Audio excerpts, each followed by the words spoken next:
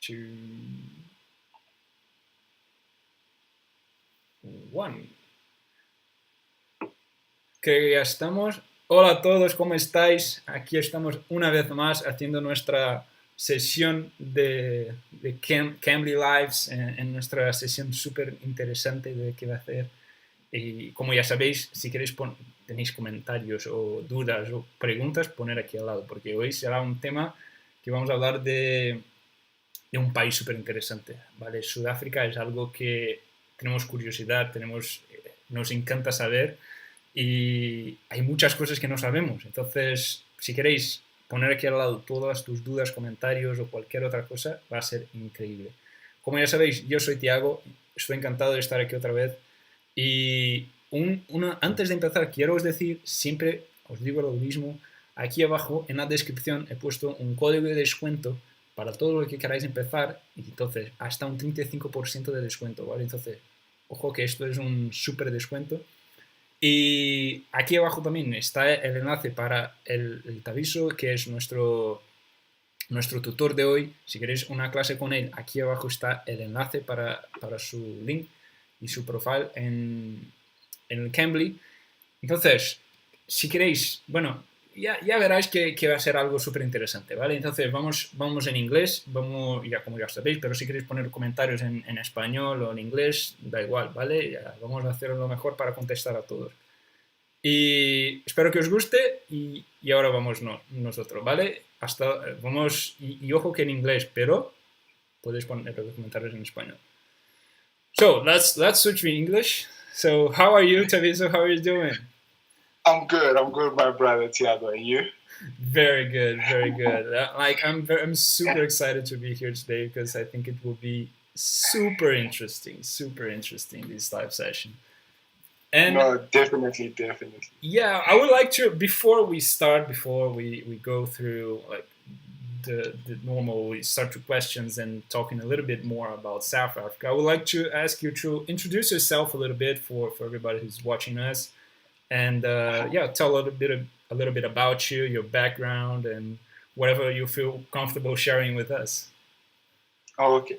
No, once again, my brother, thank you so much for having me here. I hope that I'll be able to capture and actually motivate the students here.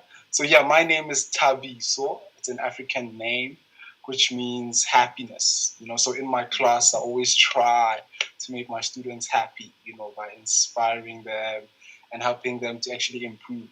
So I am actually 26 years old, and I am a final year student studying aeronautical engineering. So I teach on Cambly part-time, and I have been doing that now for about 1 year, 7 months. And yeah, I enjoy doing this as much as, it's I don't do it every day, but I do it most of the time since the pandemic has occurred. Mm-hmm. And I talk to a lot of students, from China all the way to Brazil, to Colombia, and it's really interesting to see how many people out there are actually trying to improve themselves and to learn English and how important it is for them. And so I try to share my experiences, and I try to help them overcome some difficulties that they might have. Mm-hmm. So yeah, like I said, so I am from South Africa, and I don't know if students know where South Africa is, because I believe some people don't know. So I'll just like to share my screen real quick, just to show. Definitely. Yeah. Okay. No problem. Man. Feel free to share anything that you feel like you think it's important for us, because it's definitely something that we need to know. Like before we even start, where is South Africa? Where is how it begins? Everything. Well, I mean, yeah. You can definitely share anything interesting with us. Yeah, exactly. I mean, a lot of people don't know South Africa. Some of them, when you ask them, do you know where South Africa is, they say it's the south of Africa, And then I'm like, no, yeah, it's in the south of Africa, but I mean, it's a country, So yeah, so as you can see here, there's the whole of Africa, and my country is right there at the bottom, South Africa, right there. Mm-hmm. And yeah, I live in a city called Johannesburg. Let me zoom over a bit. Yeah. So that's my city Yeah. Right? So inside South Africa, we actually have two countries, which is Lesotho and Eswatini. But Lesotho is more special to my heart because that's where my ancestors come from. You know, my great grandparents, and Wow. yeah. So actually, my name Thabiso is a Sotho name. The language that I speak with my family is Sotho. However, I would say 90% of the time I speak English. I read in English, write in English, I think in English. So yeah. That's one of the things. Like I would love to go into more of the language, but before, as you were saying, you were saying that you're from Johannesburg, and Johannesburg is the biggest city in South Africa, right? Yes. But as you were saying for me before, and I was doing like my little research, like it is not the capital. Can you explain for us a little bit, because we I discovered that South Africa has 3 capitals, and I was like, and Johannesburg is not one of them. So can you explain a little bit about these before we go into the language? That is something that I'm definitely interested in. No problem, man. I mean, if I'm not mistaken, South Africa is the only country with 3 capitals. You know, the first one, as you can see, it's Cape Town. The one with the circle and a black dot represents a capital. So the first one is Cape Town. It's further south. And then we have Bloemfontein, and then we have Pretoria. So the reason why we have 3, it's the history, right? So let me zoom out a bit. Let me just zoom a little bit out. So long ago, when the English, you know, from the United Kingdom, the sailors from the United Kingdom were sailing around the world, they basically had a lot of trade. They made a lot of trade with the country called India, where they could trade spices, right? So they would travel from the United Kingdom, come all around here, turn around and go to India, right? And so they came across this place here, Cape Town, you see. But before then, the person that actually found South Africa, is from Holland. It's from the Netherlands. Okay, yeah. So they discovered South Africa, the Dutch people, and then later on there was a big, you know, war in Europe that occurred, and England became one of the empires, and so they tried to take all the colonies from other countries. So initially, the settlers who settled in Cape Town, they were from Holland, they were from the Netherlands.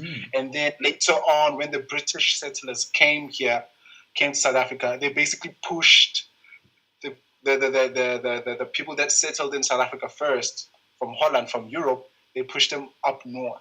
And when they pushed them up north, you know, Cape Town became more like for England, you know, sort of, and then Pretoria became more like, you know, for the Dutch, for the new generation of the Dutch people that settled. But then later on, you know, it became much more political. Unfortunately, it became much more racial, you know, and so Cape Town is where we have our parliament, where the members of the government meet to discuss matters. Pretoria is where we have the house of the president, like the White House. And we also have like some important offices. And then Bloemfontein is where we have our high court, like the country's high court. Yeah. So initially it used to be 2, just Pretoria and Cape Town, but then they added Bloemfontein because of the high court. Yeah, that's it. Yeah. Interesting. Yeah. And they are definitely very far away from each other. Definitely. I mean, from Pretoria to Cape Town is like over 1,000 kilometers. I'm not sure in miles what that is, but yeah, it's quite a long distance. And Bloemfontein is closer. So yeah, unfortunately, to be honest, I've never been to Cape Town. I've never had the time. I've never had the opportunity. I mean, I've been everywhere. I've been to Bloemfontein, to Durban. I've been up north to Polokwane. You know, I've basically been all around here, even to Lesotho. But I've never actually been down here. Down south there. Yeah, down south. But very soon. but also, the culture, the atmosphere is different, right? Down south, Cape Town is more relaxed. Everything is slow. People are chilled. And then, like, in Johannesburg, everything is, it's fast. Everything is quick. People are trying to make money. It's, yeah. So yeah. I can imagine. I can relate. I can relate. Maybe like Johannesburg being like New York City, something like that, right? Exactly like that. Yeah, it's too. I mean, a lot of things happen here. A lot of business opportunities, a lot of jobs, but also a lot of crime, unfortunately. So because that's where most of the population is. So, yeah. And I was like, South Africa as a country, it's like around 60 million people, right? Something around it. Yeah. Wow. Yeah. I mean, we're not a big population, but we're not small either. So, after apartheid, which is like the history in 1994, after apartheid, which is like the history of separating people according to their race, and all that, a lot of opportunities were open. So South Africa also has a lot of like, in just looking in the South, like here in all these southern countries, South Africa is very rich compared to most. Like I would say, two countries in Africa that are like a competition to South Africa is Nigeria and Egypt. Nigeria here and Egypt. So all these countries here, they are so poor. So a lot of people travel down south. So to South Africa. Yeah, I saw that like South Africa has, as I was saying before, I love to do my little research about whatever I wanted to talk about. So I was looking at like for South Africa has like 80% of all the platino in the world. So the platinum, it's like almost 80% is all in South Africa. Like 40% of all the gold in the world, it's in South Africa. So actually, fun fact: the biggest diamond in the world, the diamond that you find on the crown of the Queen of England, right, was actually mined from this city here, Cambly, in South Africa. So South Africa definitely has a lot of minerals. Definitely has a lot of platinum, gold. We also have coal. So diamonds not so much, but platinum is the richest. South Africa has the richest reserves of platinum. Wow. Yeah, I can imagine. I can imagine how the amount of like opportunities and money and whatever more that comes with it. So it's. I mean, there is a lot of money, but it does not reflect as much. It does not reflect as much as it should. I mean, there's so many reasons, political reasons, social reasons, but I mean, there has been a lot of growth. So the biggest sector, the biggest, sector that brings money to the country is mining as a result, because of it has big reserves in that. Wow, that's interesting. Do you think like the tourism it's huge, or it's becoming huge? It's growing, or I mean, not today with the whole this pandemic, but do you think that the tourism sector was like growing a lot? It was becoming a very important part of the economy in general. I mean, most definitely. And not just tourism, but also like a gateway into like Africa. A lot of people would come to South Africa to prepare themselves to go to other African countries, because, there's a good communication, there's good transportation, good airports. So because of that, a lot of tourists come to South Africa. And a lot of tourists go to Cape Town. And a lot of tourists have houses in Cape Town, So it definitely is big, from Cape Town to all the way to, there's another province called, So in South Africa, we call our different parts of the country provinces. Whereas in America, they call them states, like California. We call them provinces. So in a province called Mpumalanga means where the sun comes from. right? There's a Kruger National Park. This park here. This is like a big land where wild animals are free. There's no cages. It's not like a zoo. It's really big. It starts from here and it goes all the way into another country. Wow. And then it comes down here and then it goes up like that. So this big land here, it's just for animals to move up and down. So a lot of tourists also come to visit this place here to see natural animals, so to say. So yeah, my brother. Yeah, I mean, if a person would like to visit South Africa, I'll definitely say go to go to Cape Town, go to Kruger National Park.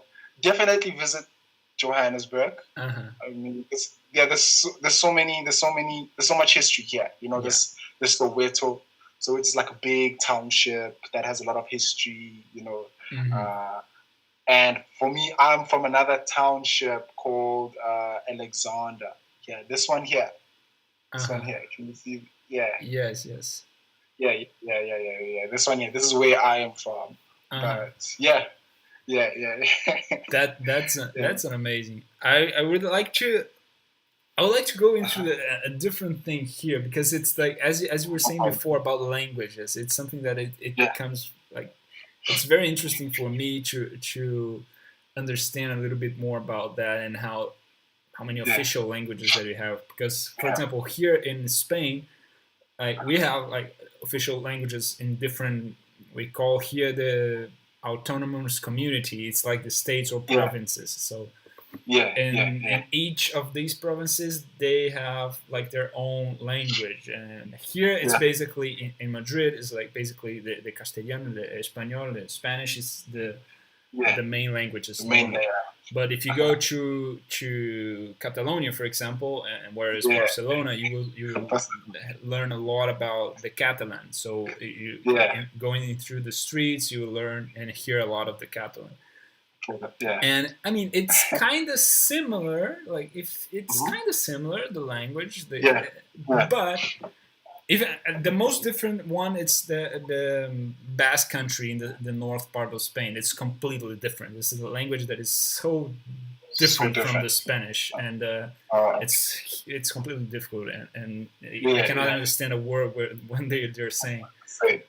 And I would like to know if they.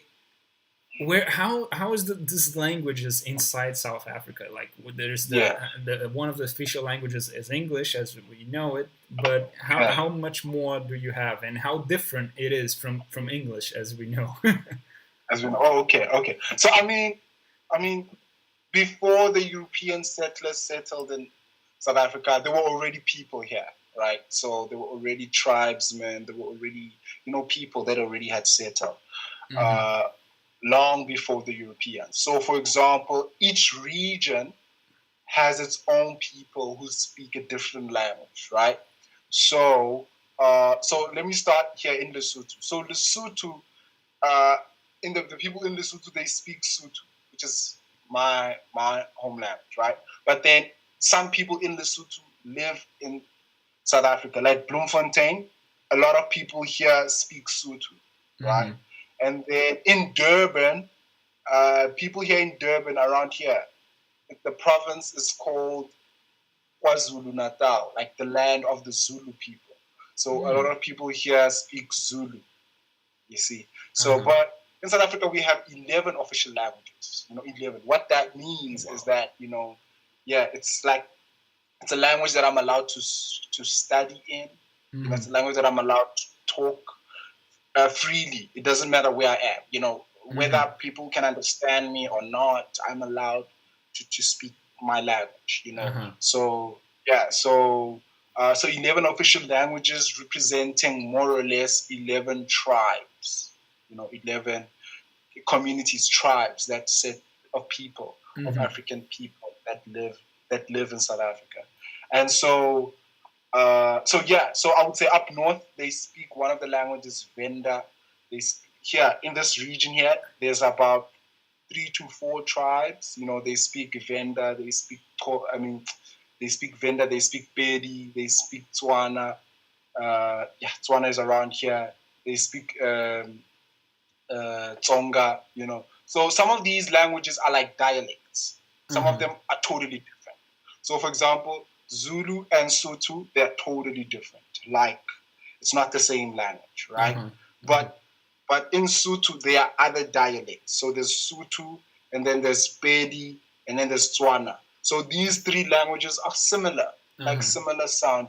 Maybe some words have different meanings, but similar sounds, similar dialect. And then in Zulu, there's other dialects. There's Xhosa, which is the language of our famous Nelson Mandela. The famous person. Nelson Mandela was Xhosa. And then there's Ndebele, so there's Xhosa, Ndebele, and Zulu, if I'm not mistaken. So these three languages, they sound similar.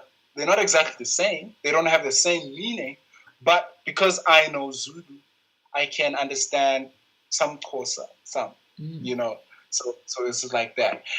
And another fun fact, South Africa's national anthem has 4 languages. It starts off with Zulu, and then after Zulu it goes to Sotho, and then after Sotho it goes to Afrikaans and English. So Afrikaans is actually like a mixture of Dutch and some German and some African words. So Afrikaans is basically the language of the descendants of the people from Dutch that settled in South Africa. So they have their own language called Afrikaans. And so our national anthem is just trying to capture the diversity. So they used Sotho and Zulu because Zulu is like the most spoken language. It's the most famous, it's the most spoken. Sometimes I greet someone that I don't know even in Zulu because I assume that they are Zulu. Interesting. or that maybe they understand Zulu. But Zulu is definitely the most spoken. Wow, that's interesting. So you guys go through, like, in school in Johannesburg, where you're from. You guys go through school and you go, like, it's basically in Zulu or in English, or it's a mix of these languages. How is it? Because I'm kind of curious about how it is growing up with a lot of different kinds of different official languages. It depends where you are, right? It depends which part of South Africa you are. In that sense, you will be able to learn what language is the home language. So at school, just to be clear, you do 2 languages. You have a home language and what we call a first additional language. So home language is basically like the main language, right? So it depends on the school that you go to, which area it's in. Some schools, their home language, meaning the first language, the most important language, is Zulu. Some schools it's Sotho. Some schools it's Afrikaans. Some schools it's English. And then the first additional language you choose. You can choose Afrikaans, you can choose Zulu. And it's up to you. But the home language is important. You have to do it. You don't have a choice. You have to do it. Okay. So I went to a school where the home language, the main language, was English. So I went to a high school, a primary school, an elementary school, where the main language was English. So I would say it's better to go to a school where the main language is English, but it doesn't necessarily mean you are disadvantaged or you will not go to a university. It just means that you will have an opportunity to polish your English skills. I can imagine that. So Johannesburg is more diverse. Johannesburg has a lot of races. It has whites, Indians, blacks, Chinese. It has it's just diverse. So because of that, usually in Johannesburg, you will speak English, more or less. You will speak English. It has a lot of foreigners, and I mean, foreigners from other African countries, they don't know the other South African languages, so you usually communicate in English. So it depends. But if you go to like Pretoria is like Afrikaans. So some schools, they teach in Afrikaans. The home language is Afrikaans. Yeah, yeah, yeah. Wow. So that's how it is. Yeah, That's yeah. super. That's super interesting, and like it should be interesting to grow up and learning like So it's yeah, it's interesting that you actually have like the choice. You can even like choose to learn the one like yeah. home language Well, and the other one. So that's interesting. You guys have a choice. That's interesting. yeah, yeah. So for example, I went to a school whereby you could choose between Afrikaans or Zulu. There was no Sotho. Mm-hmm. So the schools choose which other language they want to teach, Uh-huh. and then you choose. So I could either choose Afrikaans or Zulu. Uh-huh. So yeah, it depends on the student. So I chose Afrikaans, but it's still not my strength. I never gave it enough attention because I was just focusing on English and maths and science and all Uh-huh. that. Yeah, yeah, Wow. Wow. yeah. That's like a wow. I think it's super interesting when you have like this kind of it because when you're saying about like these different kinds and the regions and the provinces and everything, I get the feeling, and it's not actually a feeling. It's like South Africa is so rich in culture because like you guys have a mix of I think a little bit of everything in the world you guys have in South Africa maybe Yeah, like from Africa, from Europe, from the United yeah, States, from India and Asia and everything. So it's definitely. I can imagine I how, mean, especially as we're saying, like Johannesburg is like the biggest city where you can find a little bit of everything. So I can imagine yeah. how it I mean, is. I would call South Africa like the America of Africa, Mm-hmm. because I mean it's very diverse in that there's so much. I mean, yeah, like because there's different cultures, it means there's different backgrounds, right? It means there's different. I like to call them worlds, right? One Mm. person can be like from another community, born in another community, and never actually get to experience the same things as another person. Mm-hmm. We could be both be in South Africa, but we never actually you never Mm-hmm. actually come to my community and I never actually go to your community. Mm-hmm. Like it's not that people create divisions. I wouldn't say that, but I would say, well, the history has created divisions, but they are slowly coming down. They are slowly like being broken down. It's Mm-hmm. still taking time, unfortunately. It's still taking time, Mm-hmm. yeah, but yeah, it's occurring. It's I can yeah, imagine that. I yeah. would have like I was seeing that they're having some comments here. I would like to mix one of the Ask comments me. that I'm seeing here and Uh-huh. go through a little bit of what we were saying about language. And Lady Milena, so hello Milena, thanks for your comment. And Uh, I would adapt what she was asking and put a little bit of one of my questions as well. And okay, okay. as you were learning, because she asked how can she lose the fear of speaking English. So I would like to make this into Uh-huh. into what you were saying, like when you were starting to Yeah, learn a little language in the school or choosing this school, how it is to surpass the fear or the I don't know how to speak that properly. Do you had this before, or I mean, what can you share in terms of learning sure. this kind of new languages and putting a little bit of Oh, English as well, since she wants to learn English. yeah, yeah, yeah. I mean, if I'm not mistaken, she asked about figures of speech, right? Yeah, I mean, I think Yeah, she, yeah. yeah, Okay. in general, yes. Yeah, yeah. Okay. So I mean, look, let me say, I grew up in a family. Let me say it like this: I grew up in a family where the first language I started to speak was Sotho.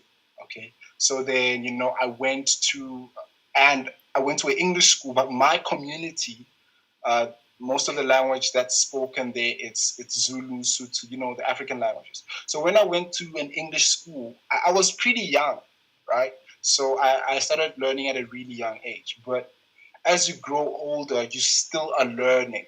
It doesn't stop.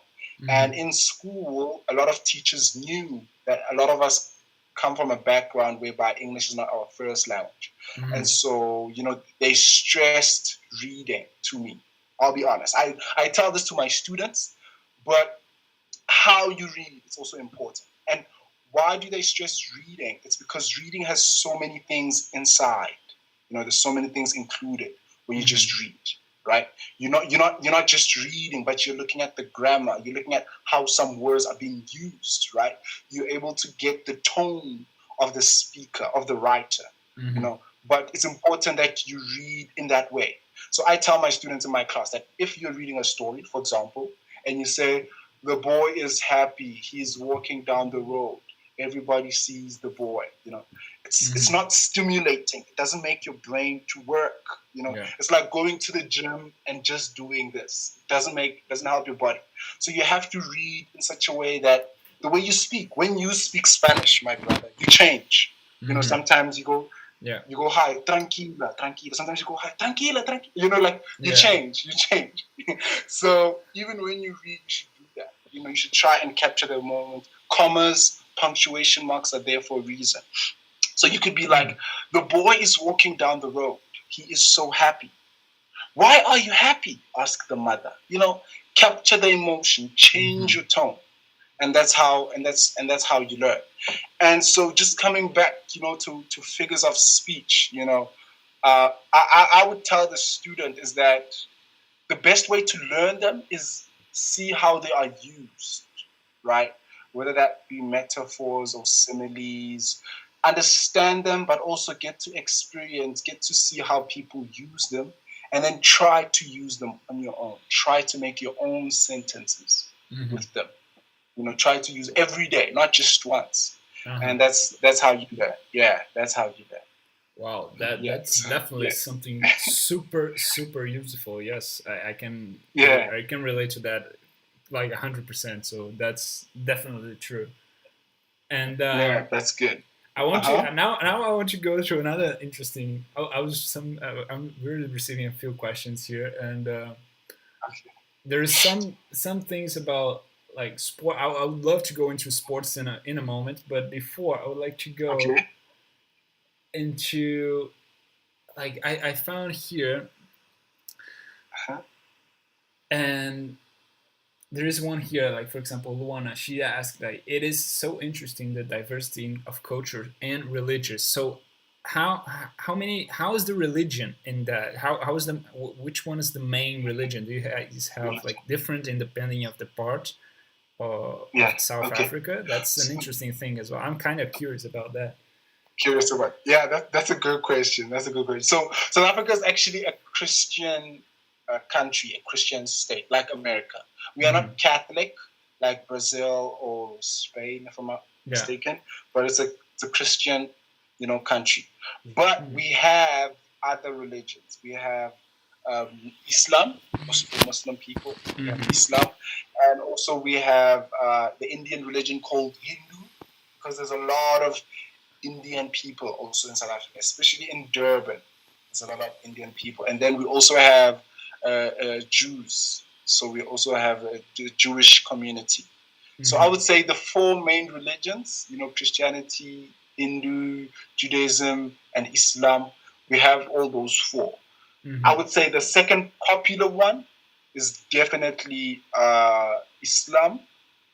But I think there's also like African traditions, African, medicine, that in African traditions, we have African medicine, African beliefs, African customs, So I would say probably Christianity is number one. Number two is the African tradition, because, it's Africa. So majority of the people are African. Yeah. And then I would say probably the third is Islam and Hindu. And then a very small Jewish community. So actually, right now, I live in like a Jewish community right now. So yeah. Wow, interesting. So definitely interesting. Yeah. We're receiving so interesting questions, and I want to like get through them all, but I'll go step by step. So But guys, problem. keep putting comments, and I will be doing our best to answer all of those. And Yeah, no problem. now I would like to go into something interesting, and something that it's a kind of thing that I love and I like to watch. And it's from Gabriela. So hi, Gabriela. Thanks for your comment. And she Mhm. asked about what does rugby means in South Africa. Like it's so important, and in Oh, general, it's something very important. Like the it's the yeah. main sport, I think, in South Africa, right? So, yeah, good question. Also, a really good question. So, rugby is big, but it's not the biggest sport. The biggest sport, we call it football, but it's like soccer. Mm-hmm. That's the biggest sport. That's the most famous sport, right? Mm-hmm. Everywhere you go, you grow. Like I grew up playing soccer every single day. Like that's right. But rugby in some communities it is, especially I would say in like Afrikaans communities, like Mm-hmm. white communities. That's where rugby is popular. Mm-hmm. But like in other communities, not so much. We know rugby. I mean, South Africa has the best rugby team. It's not like we don't know it. We do. Sometimes we watch, we support, right?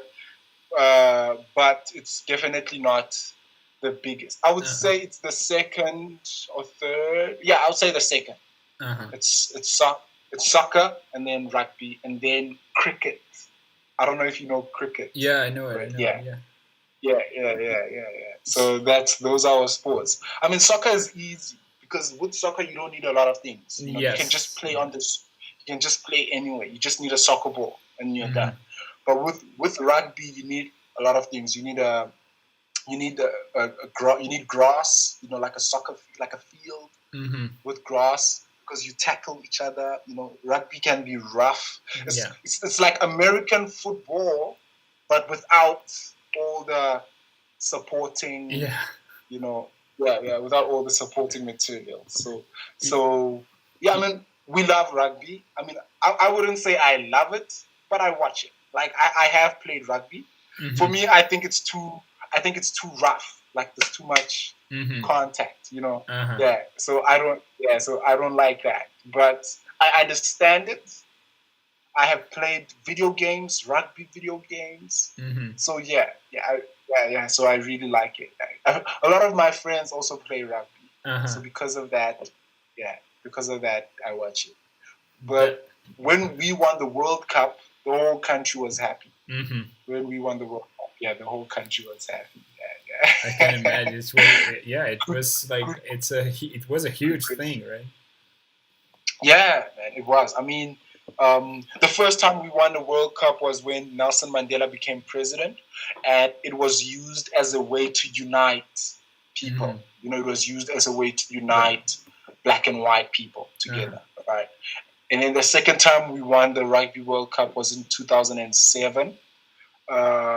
I mean, that was not used as a way to unite, but it was a good moment. And then this third time around, it was important also because of rugby had like the first black captain, like the first black person who's a captain for the team, and because of that, it was a big deal, because like I said, a lot of people that play rugby are white people, and so it's perceived, it's seen as like a white person's sport, like tennis, like it's seen like like some sports are like rich people's sports, like golf, So I would say rugby has been seen like that for a long time. So being able to have like a black person who's a captain of the team and winning the World Cup, it was, in a way, it was also used to unite people. Yeah, sure.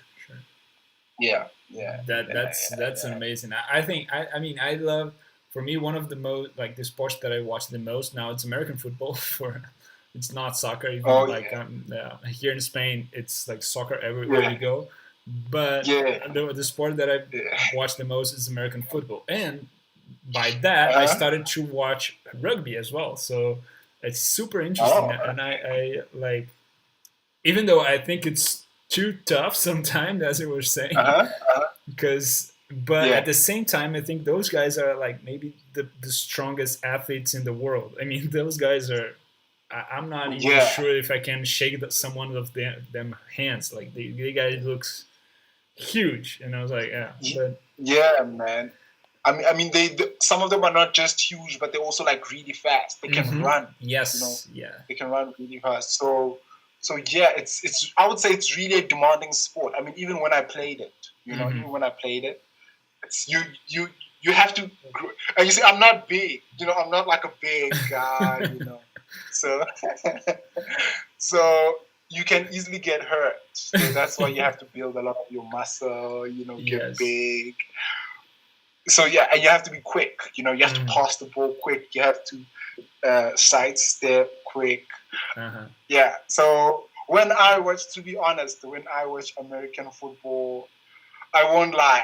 I feel like it's for me. I feel like it's maybe because I don't understand it. But I feel like it's boring. Like I feel like yeah. But for me, I like basketball.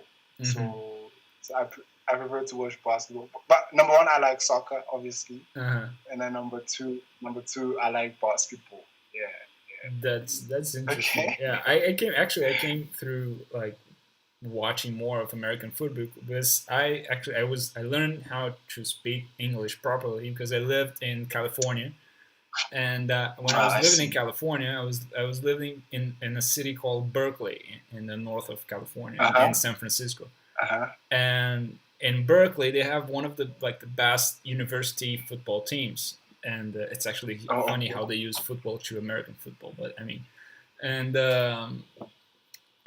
I was living very close to the stadium, so that's why I started to watch, because every game it was a very huge thing, like the parties everywhere, and like the whole university stops to watch, and so I started to watch that, and I was kind of starting to like it, and then now it became the thing that I watch the most. I don't know, but I mean, it's interesting. Yeah, no, I think if I was in the same situation as you, I think I would enjoy it too, because I mean, when you watch movies and you watch you listen to the news, I hear that American football is one of the big sports in America. Yeah. Or is the biggest. Yeah. So it's a whole atmosphere. It's a whole atmosphere that you bring. Yeah. And it was actually funny how you were saying, because as I was having another session talking about sports in the USA, and you were saying like the soccer, it's easy to play. It's like everybody can go take a ball and that's it. You don't need nothing more. And the tutor that I was doing this session with the sports in the USA, he said the same thing about the basketball. Like the basketball, they just need a ball and an arrow, and that's it. Sometimes not even an arrow, because it's easy to play. Yeah. So and American football is not easy. You need a field. You need it's not easy. Even baseball, it's something that's not easy to play. So that's one of the things that I felt that was interesting and relate with one another. Is like soccer, it's easy to play. You don't need much. You just need a bunch of friends, and that's it. Exactly. I mean, I would say probably that's why soccer is famous in Africa for that reason. Africa's not a rich continent.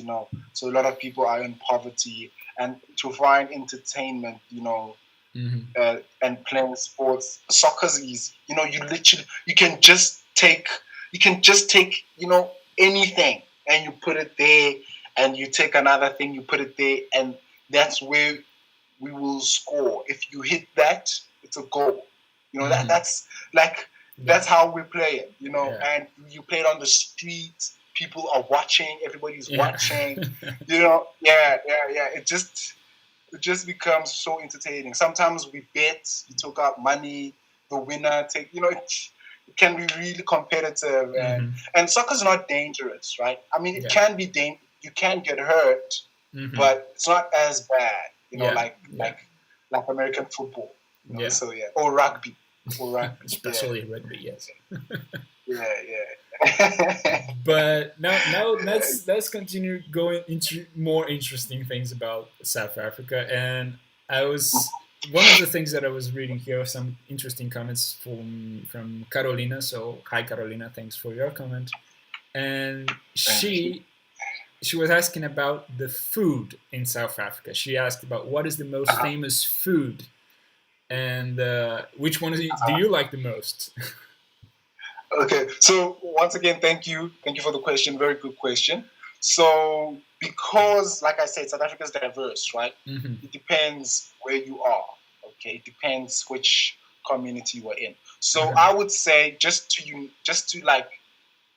I would say to take out the top from each community. I would say in in the Afrikaans community, I would say the famous is what we call boerewors. Boerewors. Okay.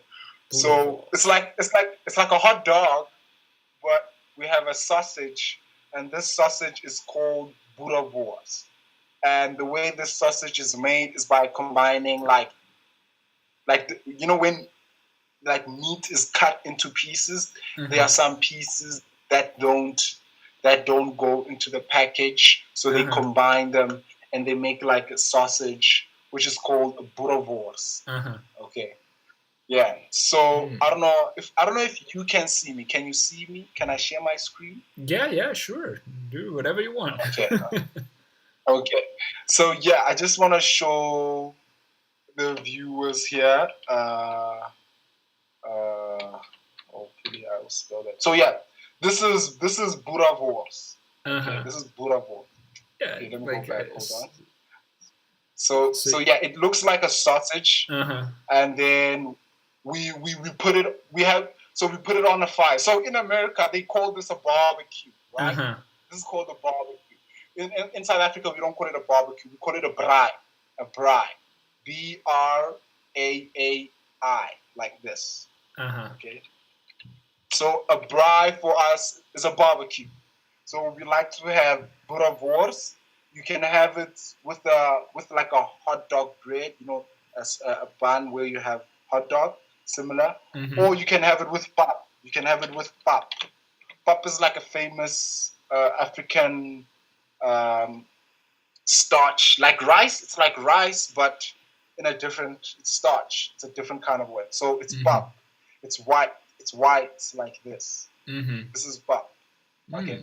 So usually, like this meal here on the table, like this is good. Like, like I would enjoy this. You have pap, you have boerewors, and you have maybe like what we call a hot sauce, which is called chakalaka, like a hot sauce, like this here.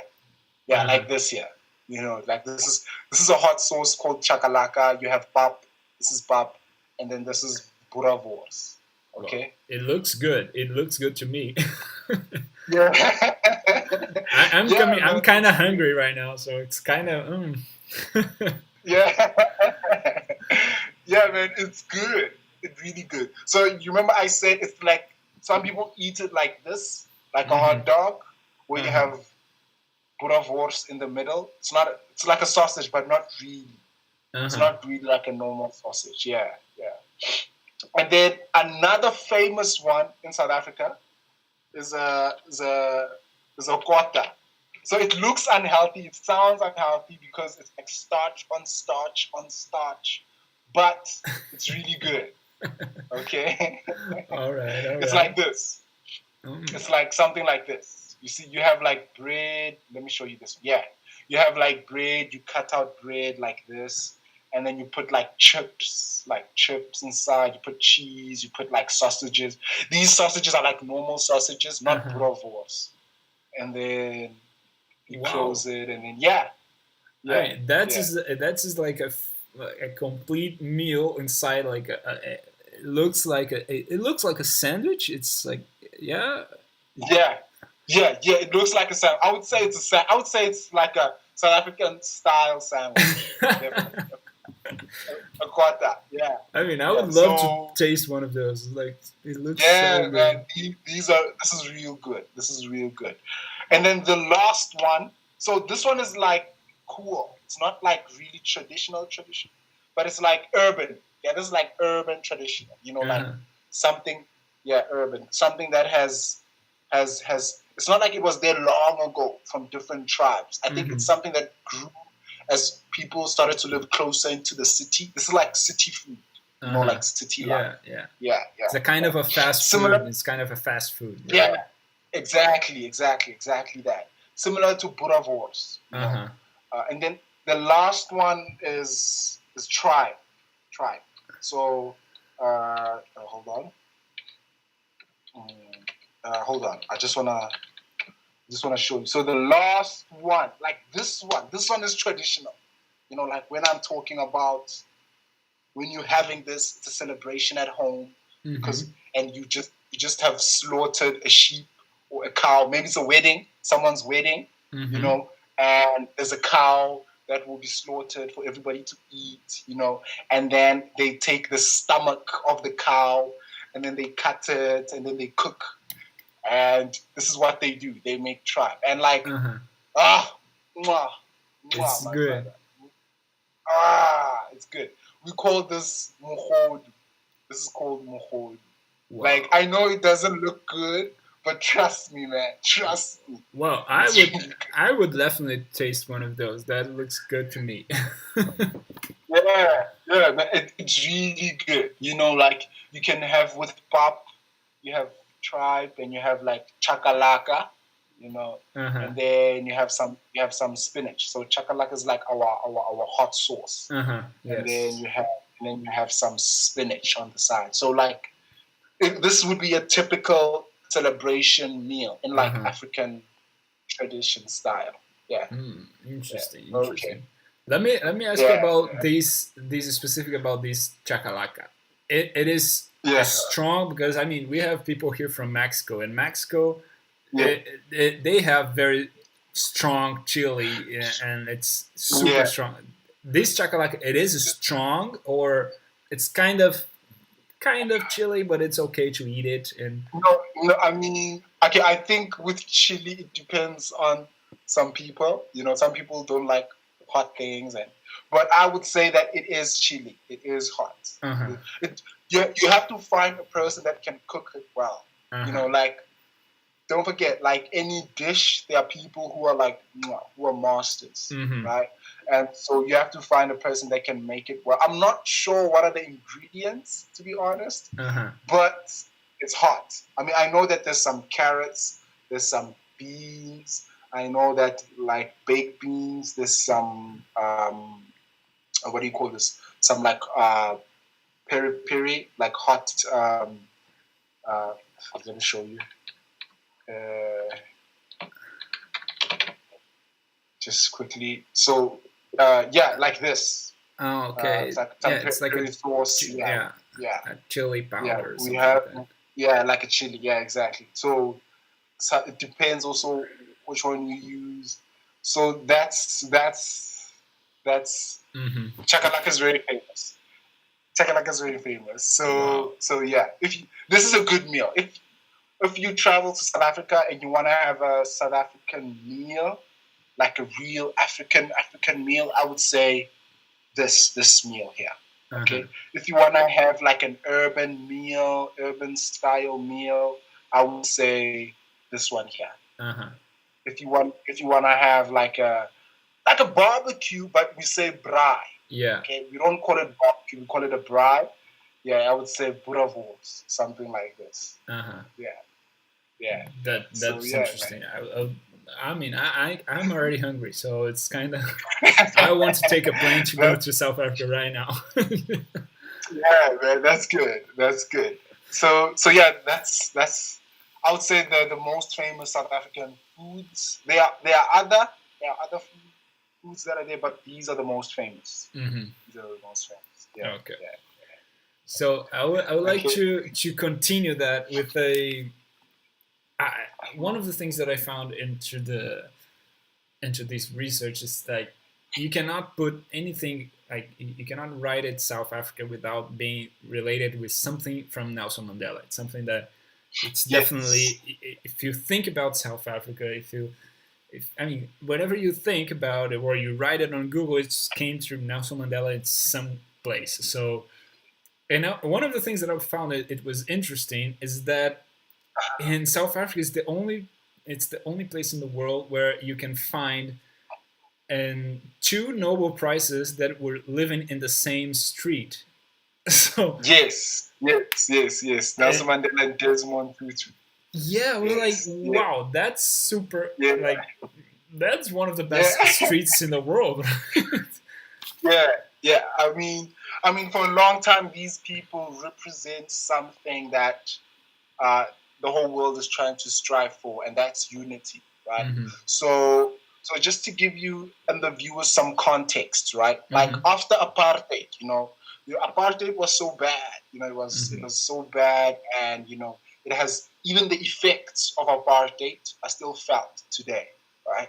And so because of this reason, just like in other African countries, a lot of people in South Africa, they were so angry towards, like the Europeans, and the people that had colonized South Africa.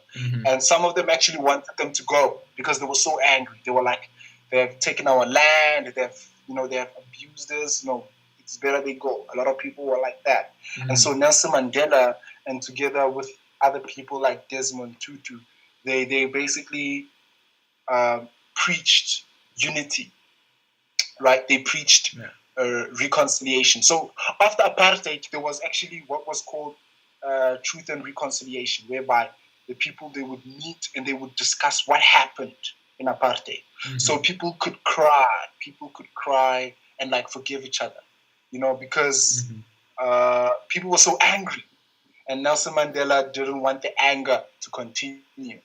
And so we had this truth and reconciliation to try and unite black people and white people, So that's why Nelson Mandela is known throughout the world. It's because where other people in other African countries were preaching violence and like revenge, revenge against what has happened, Nelson Mandela was preaching unity and forgiveness, and working together.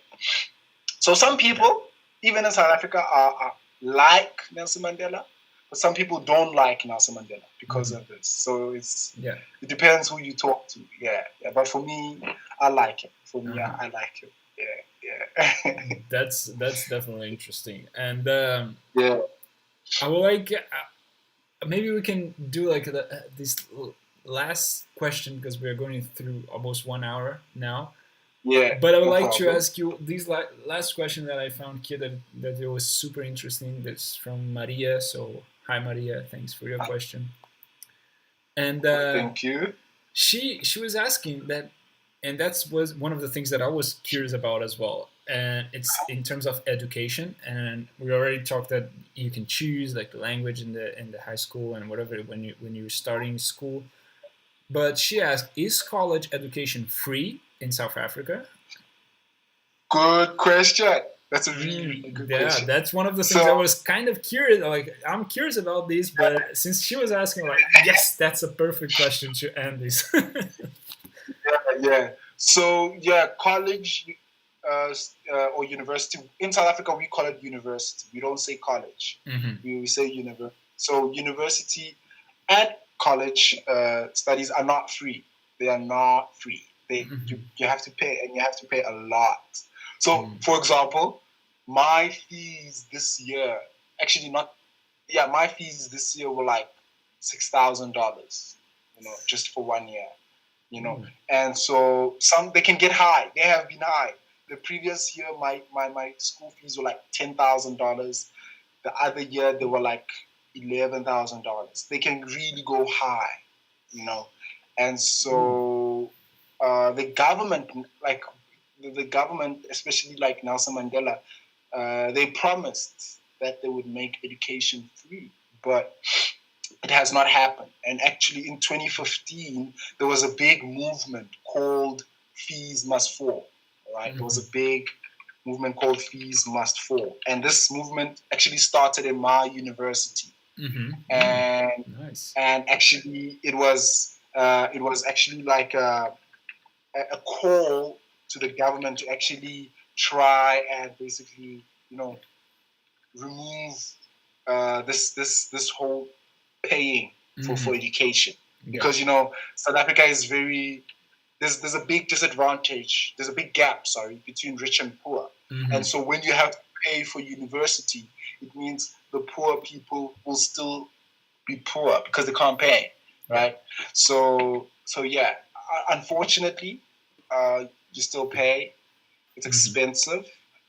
The government has tried to find ways to kind of like remove that, but it's very difficult because our universities are independent. South Africa has the best universities in Africa, and some of them are actually like, my university is like top 300 in the world, top 400 in the world. So it's like really good. Like, the best universities. So because of that, it's very difficult for the government to interfere, because once they interfere, this could reduce the quality of education within the university. Wow, I can imagine how difficult that would be. But I think we can definitely like try to get, not even maybe not just the fee to go, since they don't get like these private universities to get the fee fall. Maybe you can actually build very good public universities for people to get the access to that. I would love that. I would really like that because it will help a lot of people.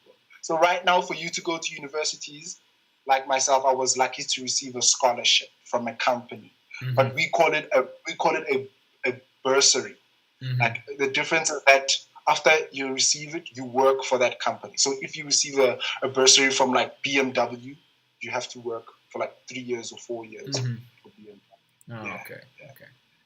Yeah, well, it's so kind of a way, right? Since they don't have it, but it would be amazing to see. I would definitely agree with you guys, and if this fees must fall keeps throwing, I would definitely share and try to get my part of that, because it definitely have to have more, like the education should be allowed and be available for everybody. So it's definitely something that's super interesting. Definitely. And I mean, we already passed 1 hour of class. It was amazing. We still have I still have a lot of things that I wanted to ask, but I mean, it will be so overwhelming for a lot of people. But I love that. I was like, maybe we can even do more of those live sessions. We can do next one and can keep talking. And I would like to, for everybody who's watching us, if you guys want to have a class with Thabiso, just make sure to click on the link here in the description.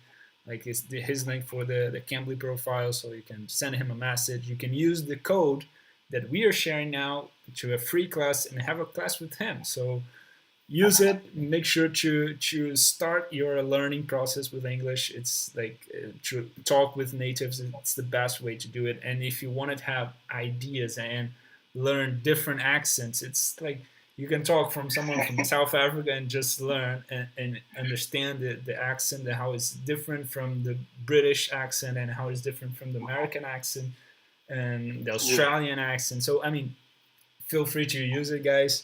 And it was a huge pleasure to talk with you. It was amazing. I really want to do more of those sessions, because I have a lot of other things to talk about. No problem, my brother. I mean, I really enjoyed it. I really hope that the viewers are happy and they are excited and motivated. And I really encourage them to continue working and continue learning. And definitely come and see me on Cambly. We are free, and I would really love, to get to know you and grow with you. Cambly is a good platform, and personally, from my experience as a tutor, I've enjoyed it, and I've created good relationships with so many students. And so, I really would like to help you on your journey. And my brother, I really look forward to speaking to you again and all the other viewers joining us. That would be amazing. That would be definitely amazing. So thank you one more time for your time here with us and spending these 1 hour answering our questions and curiosities about South Africa. No problem. Thank you for having me and everybody else. That was amazing. So guys, see you next week. And if you have any questions, if you have anything that you want to share with us, just keep putting in the comments. We are doing our best to answer. And if you like it, put the thumbs up here and we can continue doing that. Okay. So it was a pleasure, and see you soon, Thabiso, and see you guys. Hasta luego a todos, y os vemos muy pronto, ¿vale? Thank you.